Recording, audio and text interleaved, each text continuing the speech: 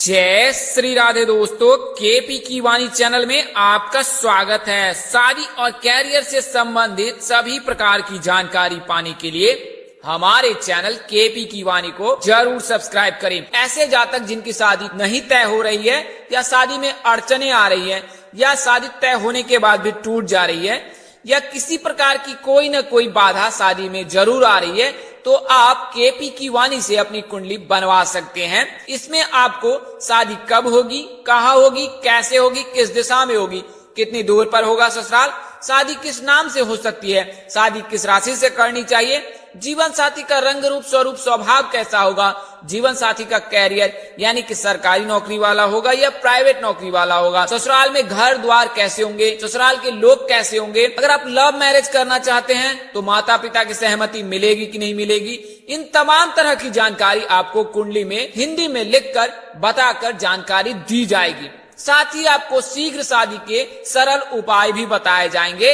इसके लिए आप 8521835670 इस नंबर पर आप व्हाट्सएप मैसेज कर सकते हैं अथवा फोन कॉल कर सकते हैं। नंबर एक बार और दोहरा देता हूँ, 8521835670। अगर जल्दबाजी में नंबर निकल गया है तो आप डिस्क्रिप्शन बॉक्स में जाएं और आराम से नंबर नोट कर सकते हैं। आपको यह बता दें कि यह जानकारी आपको चंद्र कुंडली के आधार पर दी जाएगी। ऐसे जातक जिनकी शादी तय हो चुकी है या तय होने वाली है, वे अपनी कुंडली मिलान अवश्य करा लें।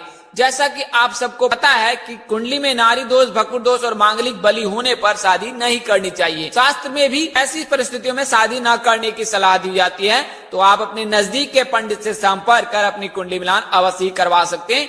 इससे विवाह उपरांत आपके वैवाहिक जीवन की जानकारी प्राप्त हो जाएगी कि आप दोनों के बीच संबंध मधुर रहेंगे या कटु रहेंगे। तो आप अपने नजदीक के पंडित से भी सलाह ले सकते हैं, अन्यथा आप केपी की वाणी से संपर्क कर कुंडली मिलान करवा सकते हैं। वहीं अगर आप विवाहित हैं और वैवाहिक जीवन में किसी प्रकार की परेशानी आ रही है, अनबन आ रही है, एक दूसरे की बात पसंद नहीं आ रही और लंबे समय से आप एक दूसरे से अलगाव करके रखे हुए हैं, तो आप अपनी कुंडली मिलान अवश्य करा लें अथवा आप केपी की वाणी से संपर्क कर अपनी कुंडली मिलान कर यह जानकारी प्राप्त कर सकते हैं कि किस वजह से आपकी शादी में यह प्रकार की परेशानी आ रही है। वहीं अगर आप लव मैरिज करना चाहते हैं और माता पिता की सहमति नहीं मिल पा रही है, आपके प्रेमी के माता पिता नहीं मान रहे हैं, तो भी आप केपी की वाणी से संपर्क कर सरल उपाय प्राप्त कर सकते हैं और यह जान सकते हैं कि आपके लव मैरिज होगी अथवा नहीं होगी। तो दोस्तों, आज की वीडियो में आपको उन 4 राशियों के बारे में बताने जा रहा हूँ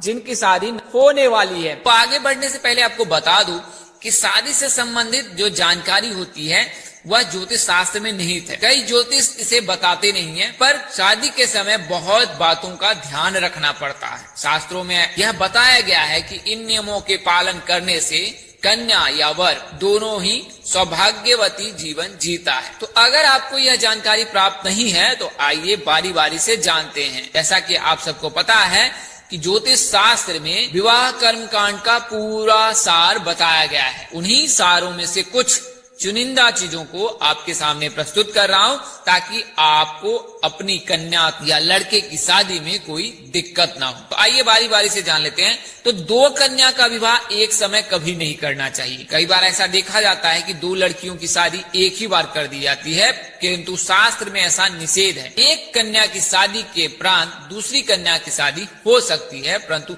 एक साथ शादी नहीं करनी चाहिए। शास्त्रों में यह भी निहित है कि एक समय में 2 शुभ कर्म करना उचित नहीं होता है। इसके लिए कभी भी 2 शादी एक बार में नहीं करनी चाहिए। कन्या के विवाह के अनंतर पुत्र का विवाह हो सकता है, लेकिन पुत्र विवाह के अनंतर पुत्री का विवाह 6 महीने तक नहीं करनी चाहिए। यानी कि इसे आप आसान शब्दों में ऐसे समझ सकते हैं कि अगर लड़की की शादी हुई है तो आप लड़के की शादी कर सकते हैं, लेकिन अगर लड़के की शादी होगी तो 6 महीने तक अपनी लड़की की शादी बिल्कुल ही ना करें। 1 वर्ष में सहोदर भाई अथवा बहनों का विवाह शुभ नहीं होता, यानी कि एक ही साल में 2 बेटियों की शादी या 2 बेटे की शादी नहीं करनी चाहिए। शास्त्रों में ऐसा वर्जित है। समान गोत्र और समान प्रवर वाली कन्या के साथ भी विवाह निषेध है, यानी कि एक ही गोत्र में लड़के और लड़की की शादी नहीं करनी चाहिए। विवाह के पश्चात 1 वर्ष तक पिंडदान, मृतका स्नान तिल तर्पण, तीर्थ यात्रा, मुंडन, प्रेतानुगमन आदि नहीं करनी चाहिए। विवाह में छींक का दोष नहीं होता, यानी कि अगर आप कोई शुभ कार्य करते हैं और उस समय छींक आ जाती है तो ऐसा माना जाता है कि यह शुभ नहीं होता है, किंतु विवाह में छींक का दोष नहीं होता है। तो अगर ऐसी स्थिति पैदा हो तो भगवान श्री शिव और भगवान श्री हरिविष्णु का नाम स्मरण कर उन पर छोड़ दें। वैवाहिक कार्यक्रम में स्पर्श का भी दोष नहीं होता है। कई बार ऐसा देखा जाता है कि बड़े छोटों में चरण लग जाता है या पैर लग जाता है तो स्पर्श का दोष लगता है, लेकिन विवाह में स्पर्श का दोष नहीं लगता है। विवाह में चतुर्थ, द्वादश चंद्रमा ग्राह्य है, यानी कि ऐसे दिनों को पकड़ना चाहिए। विवाह में षष्ठ, अष्टमी, दशमी तथा शुक्ल पक्ष की प्रतिपदा, रिक्ता आदि तिथि निषेध है। इसके अलावा चतुर्दशी और नवमी भी निषेध है, यानी कि षष्ठी, अष्टमी, दशमी प्रतिपदा शुक्ल पक्ष की और चतुर्दशी, नवमी, इन दिनों में शादी नहीं करनी चाहिए, चाहे विवाह मुहूर्त कितना भी शुभ क्यों नहीं। कन्या कैसी होनी चाहिए? तो कन्या अधिक अंग वाली नहीं होनी चाहिए, ज्यादा बोलने वाली भी नहीं होनी चाहिए और ना ही वह रोगिणी होनी चाहिए। विवाह में सपिंड, विचार, गोत्र आदि का विचार करना चाहिए।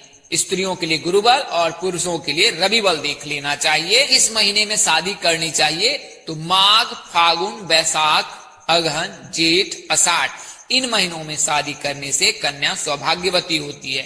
नक्षत्र की बात करें तो रोहिणी, उत्तरा, रेवती, मूल, स्वाति, मृगशिरा, मघा, अनुराधा, हस्त ये नक्षत्र विवाह में शुभ माने जाते हैं।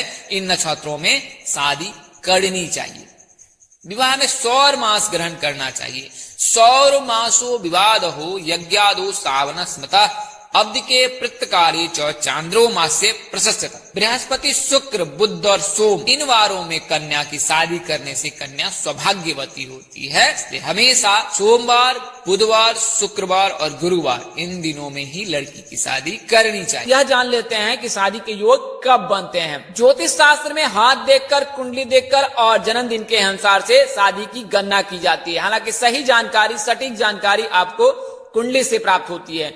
कुंडली में ग्रह दशा से यह ज्ञात हो जाता है कि आपकी शादी कब होगी और अगर देर हो रही है तो क्यों देर हो रही है। तो आइए इस बारे में विस्तार से जानते हैं। तो ज्योतिषों की माने तो 8 ग्रह हैं, 4 शुभ ग्रह और 4 अशुभ ग्रह हैं। शुभ ग्रह बुध, गुरु, शुक्र, रवि और चंद्र को कहा गया है, जबकि अशुभ ग्रह मंगल, राहु, केतु और शनि को कहा गया है। तो शुभ ग्रह के रहने से शादी शीघ्र हो जाती है, अशुभ ग्रह रहने पर शादी देर से होती है। शुभ ग्रह अगर बुध उपस्थित है कुंडली के सप्तम भाव में तो शादी के योग 20वें वर्ष से बनने लगते हैं।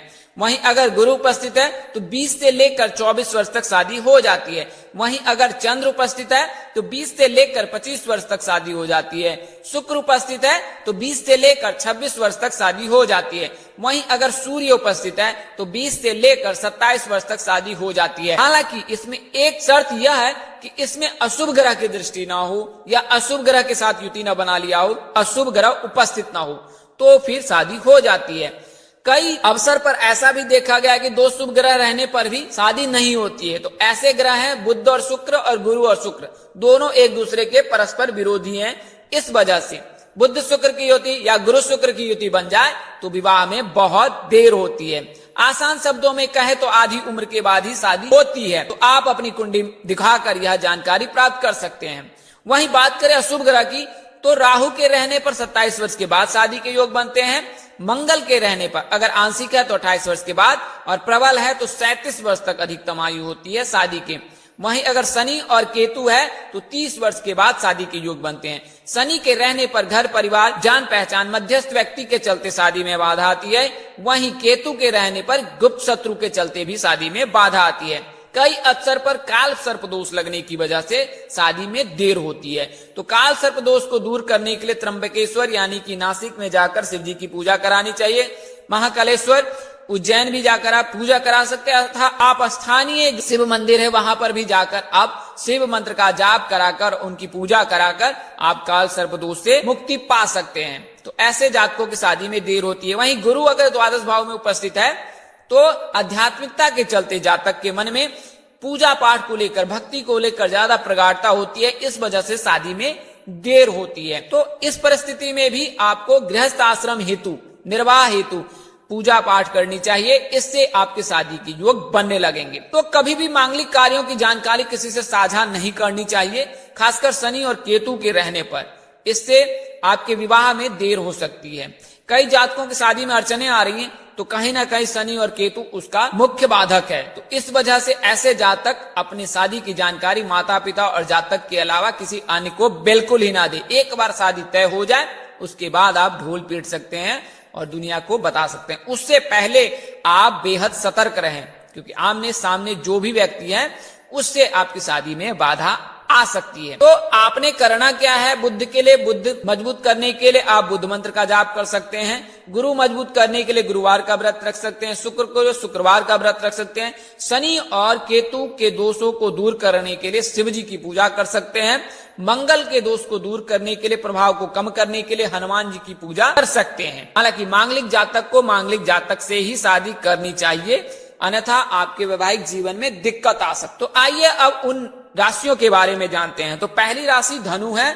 तो धनु राशि के जातकों का नाम एफ से शुरू होता है। इनकी शादी के जो 21वें वर्ष से बनते हैं। इस नाम के लड़के और लड़की की शादी STI नाम से होने की संभावना अधिक रहती है। हालांकि शादी अगर मेष राशि से हो तो ज्यादा बेहतर है। तो धनु राशि के जातकों की शादी के दिन के योग प्रबल हैं। अगला नाम जो है वो N से शुरू होता है, यानी कि वृश्चिक राशि वाले जातकों का नाम N और Y से होता है। इनकी शादी के योग भी 21वें वर्ष से बनते हैं। इस नाम के लड़के और लड़की की शादी STI नाम से होने की संभावना अधिक रहती है। हालांकि MS इन नाम के जातकों से अगर आपकी शादी हो, यानी कि सिंह राशि और कुंभ राशि के जातकों से अगर आपकी विवाह हो तो ज्यादा उत्तम होता है। अगली राशि है वो तुला राशि है। तो तुला राशि के जातकों का नाम R से शुरू होता है। इनकी शादी के योग महज 20वें वर्ष से बनते हैं और अधिकतम आयु 28 वर्ष तक है। तो अगर आप R नाम के जातक हैं और आपकी आयु 20 वर्ष से लेकर 28 वर्ष के मध्य है, तो के दिन आपके विवाह के प्रबल योग हैं। क्योंकि शुक्र भी राशि परिवर्तन कर चुका है, इस वजह से आपकी शादी के योग संभव बन रहे हैं। शादी GMT नाम से होने की संभावना अधिक है। अगला अंतिम राशि है वो कुंभ राशि है। तो कुंभ राशि के जातकों का नाम S और G से शुरू होता है, यानी कि ग और सौ से। इनके आराध्य देव भगवान शिव जी हैं और राशि स्वामी जो है शनिदेव हैं। इनकी शादी के योग महज 22वें वर्ष से बनते हैं। कई जातकों की शादी में देर होती है कुंभ राशि के, तो ऐसे जातक कहीं न कहीं भक्ति अधिक करते हैं, आध्यात्मिकता के चलते उनकी शादी में देर होती। कई अवसर पर ऐसा देखा गया है कि कुंभ राशि के जातक सन्यासी भी बन जाते हैं कुछ समय के लिए। तो आप गृहस्थ आश्रम के हेतु अगर पूजा पाठ भक्ति करते हैं तो यह आपके लिए उत्तम रहेगा। शादी PRA नाम से होने की संभावना बहुत अधिक है। मिथुन राशि और सिंह राशि के जातकों से आपका विवाह हो तो ज्यादा उत्तम है। तो दोस्तों, आपको मैंने 4 राशियों के बारे में बताया जिनकी शादी के योग प्रबल हैं। इस वीडियो में बताई गई जानकारी ज्योतिष, पंचांग, मान्यताओं और धर्म ग्रंथों से दी गई है। हमारा उद्देश्य महज आपको सूचना पहुंचाना है, आप इसे सूचना हेतु ले। इसके अतिरिक्त अगर आप इनको मानते, अपनाते अथवा उपयोग करते हैं तो इसके आप स्वयं जिम्मेदार हैं। आप चाहे तो KP की वाणी से संपर्क कर सकते हैं, अन्यथा अपने नजदीक के किसी प्रकार पंडित अथवा ज्योतिष से संपर्क कर अपनी कुंडली दिखाकर निजी जानकारी प्राप्त कर सकते हैं। इस तरह की अन्य वीडियो देखने के लिए हमारे चैनल के डैशबोर्ड अथवा प्लेलिस्ट पर जाएं और अपनी राशि अनुसार वीडियो जरूर देखें। तो दोस्तों, आपको यह जानकारी कैसी लगी? लाइक कर, कमेंट कर, शेयर कर हमें जरूर बताएं। अगर आप मेरे चैनल पर पहली बार विजिट कर रहे हो तो चैनल को सब्सक्राइब कर ले और श्री राधे लिखना बिल्कुल ही ना भूलना। माता रानी कृपा से आपके चेहरे पर हमेशा मुस्कान बनी रहे, आप सपरिवार स्वस्थ एवं सुखी रहे। आप सभी के प्यार और स्नेह के लिए आप सबको हृदय से धन्यवाद करता हूं। आप लोग इसी तरह हमारे साथ जुड़े रहें। इन्हीं शुभकामनाओं के साथ आपसे विदा लेता हूं कि जल्द एक नए वीडियो और एक नई जानकारी लेकर आपके समक्ष हाजिर रहूंगा। तब तक के लिए मुझे इजाजत दे। आप जहां रहे मस्त रहे, स्वस्थ रहे, व्यस्त रहे। माता रानी की असीम कृपा आप पर बनी रहे। परम पिता परमेश्वर आपको सद्बुद्धि, सत्मार्ग और आगे बढ़ने की शक्ति दे। नमस्कार, जय श्री राधे दोस्तों, जय श्री कृष्णा, जय माता दी।